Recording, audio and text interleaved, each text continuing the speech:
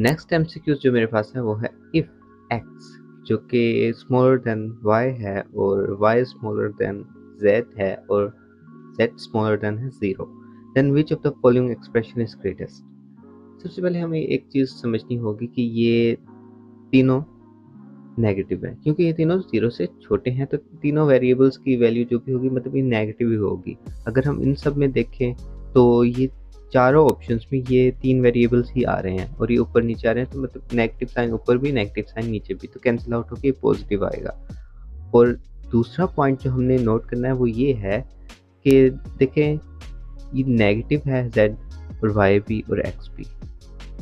अब क्योंकि ये नेगेटिव है तो मैग्नीट्यूड में तो ये इस तरफ बढ़ रहा है, मतलब कि मैग्नीट्यूड अगर हम देखें एब्सोल्यूट वैल्यू देखें तो y की ज़्यादा होगी, मतलब अगर ये -1 है तो ये -2 होगा, मतलब कि मैग्नीट्यूड में z से बड़ा y होगा और y से बड़ा x होगा।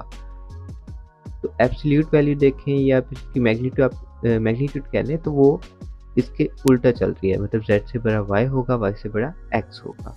लेकिन क्योंकि ये नेगेटिव हैं तो इस वजह से यहाँ पे जो साइन लगा है ये ग्रेटर देन और इक्वल टू वाला, तो ये इस तरह से लगा है। अब ग्रेटेस्ट वैल्यू जब भी हम फ्रैक्शन में देखते हैं तो फ्रैक्शन में होना ये चाहिए कि ऊपर वाली वैल्यू जितनी ज़्यादा मैग्नीट्यूड में बड़ी होगी और नीचे वाली वैल्यू जितनी ज़्यादा मैग्नीट्यूड में छोटी होगी उतना ज़्यादा हमें मैक्सिमम ये फ्रैक्शन की रेशियो की वैल्यू मिलती है।